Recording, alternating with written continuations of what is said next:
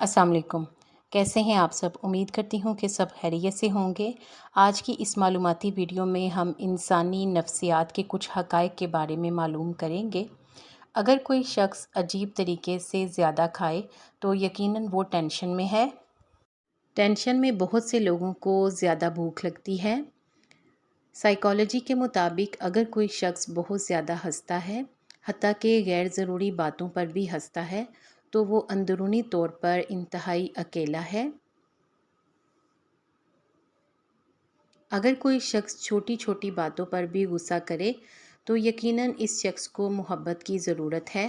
Psychology کے مطابق اگر کوئی شخص چھوٹی چھوٹی باتوں پر روئے تو وہ شخص معصوم اور نرم دل ہے۔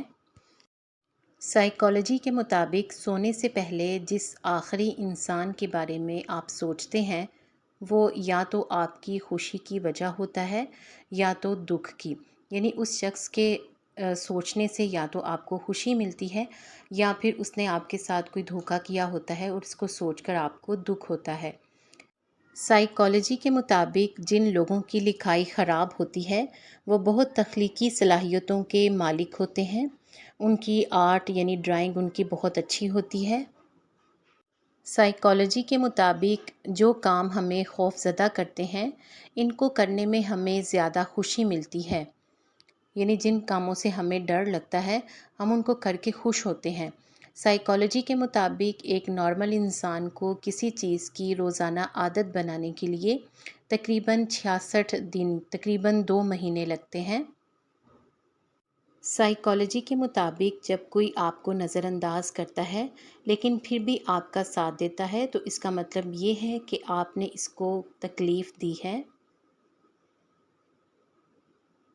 سائیکالوجی کے مطابق جو لوگ اپنے جذبات کو چھپاتے ہیں عام طور پر وہ سب سے زیادہ خیال رکھتے ہیں۔ سائیکالوجی کے مطابق روزمرہ کی زندگی میں زیادہ تر جھگڑے آواز کی غلط ٹون کی وجہ سے ہوتے ہیں۔ مزید اچھی ویڈیوز کے لیے چینل کو سبسکرائب کر کے گھنٹی کا بٹن پریس کر دیں۔ شکریہ۔